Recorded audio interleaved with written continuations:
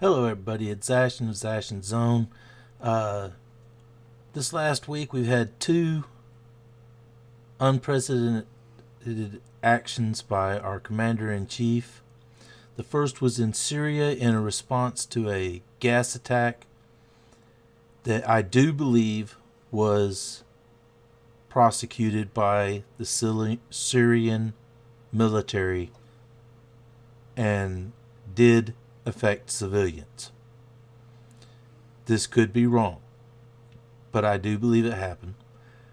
And I believe President Trump took a proper single action to wipe out some of the aircraft involved and wipe out some of the fuel depots involved. He did not go after the chemical stockpile itself because that would have endangered more people and more civilians to chemical disaster. And he is not planning on this being a continued pursuit of regime change. This is a one-off attack, letting everybody know if chemical weapons are used, whoever is perceived as using it can be stopped one way or another. The other big thing of the week was in Afghanistan, we got the Moab, the mother of all bombs. This may not be a one-off, but this is a situation where they had a high density of military personnel, few civilians in the area, and saved our troops having to go in and root them out in hallway to hallway, IEDs set up wherever they need to try and defend themselves. One bomb, one strike, and cleared out a 1 mile area of the enemy. So far at this point, we're not seeing any civilian casualties, which is a good thing. If there was any civilian infrastructure in the area, it has been affected, and that's a bad thing. But that is something that's going to happen in war.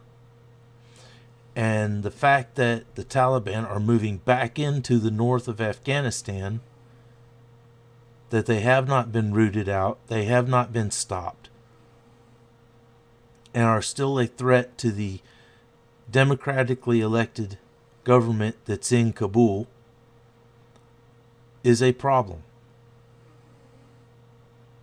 I would like to see the Afghani army become capable of taking care of their own defenses, to become capable of standing up without the U.S. support. But it's not there yet. Both of these signal to the world that the United States has military power and is no longer afraid to use it. I believe President Trump does not want to have to use it. I do not think he is a warmonger trying to get us into a long-term conflict. This is more cases of if the other side continues to be a threat, the United States will respond. The world has placed it upon us to be the peacekeeper, to be the hard hammer defending freedom. In Europe, they're giving up their freedoms of speech because of the immigrants that have come in.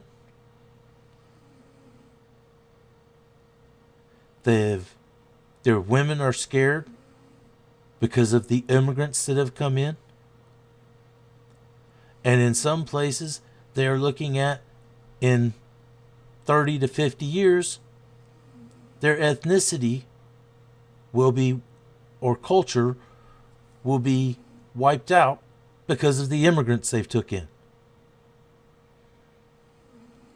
It's time for immigrants to understand they need to adapt to the culture they're moving into, not try to wipe out the culture they're moving into and impress upon the people that were trying to help them.